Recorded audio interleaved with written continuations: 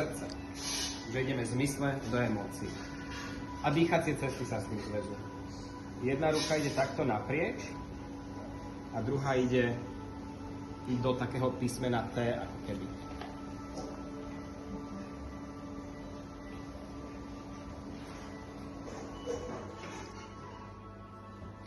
Ja používam to, že chodím z jednej strany do druhej, preto, že ja som si celkom intenzívne pozeral, ako sú nakreslené tie pozície rúk na obrázkoch. A z toho som si vydedukoval, z ktorej strany musím stáť, aby som vedel túto ruku mať tam a túto tu.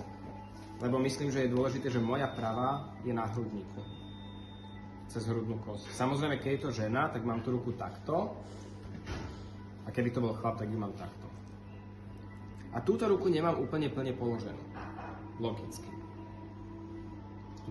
Áno. Kdežto táto je normálne opretá.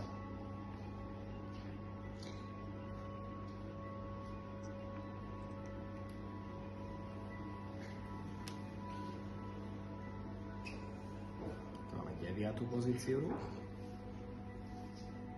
A potom je 10.